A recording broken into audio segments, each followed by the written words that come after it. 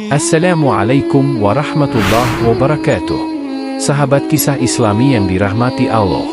Jika kita memiliki kebutuhan atau hajat apapun, terutama yang mendesak dan serius, maka lakukanlah amalan yang diajarkan oleh Rasulullah Shallallahu Alaihi Wasallam ini.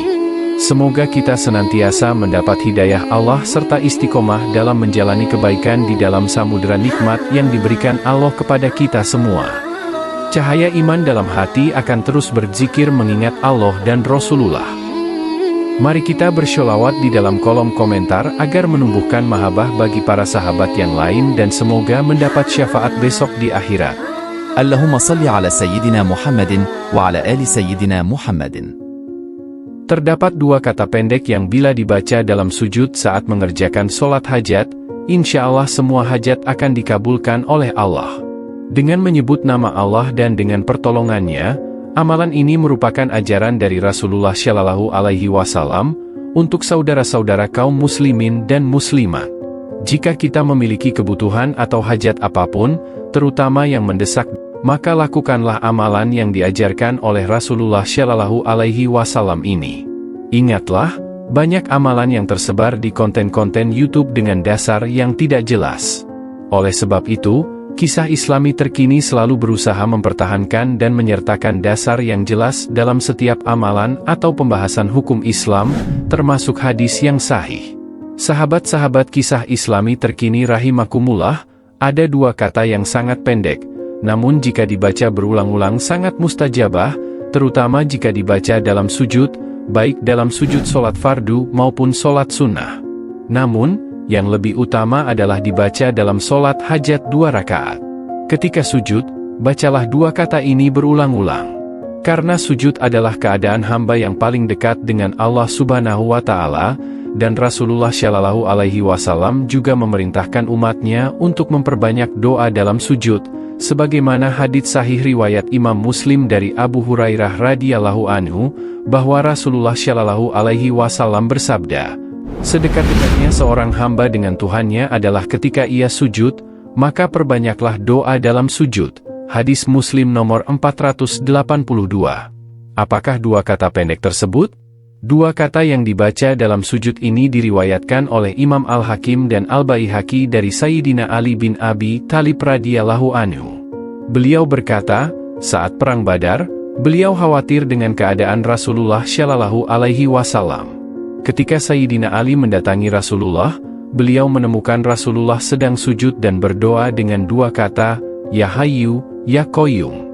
Dua kata ini sangat pendek namun memiliki kekuatan yang luar biasa. Ya Hayyu berarti wahai zat yang maha hidup, dan Ya Qayyum berarti wahai zat yang berdiri sendiri. Bacalah kedua kata ini berulang-ulang dalam sujud untuk memohon kepada Allah Subhanahu wa Ta'ala. Sayyidina Ali radhiyallahu anhu mengisahkan bahwa Rasulullah Shallallahu Alaihi Wasallam tidak menambahkan apapun pada kalimat ini.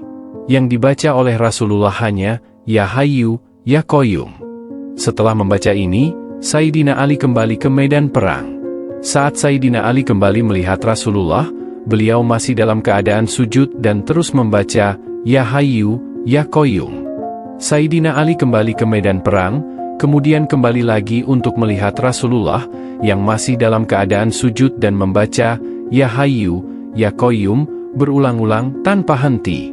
Rasulullah tetap membaca kalimat ini hingga Allah memberikan kemenangan kepada beliau.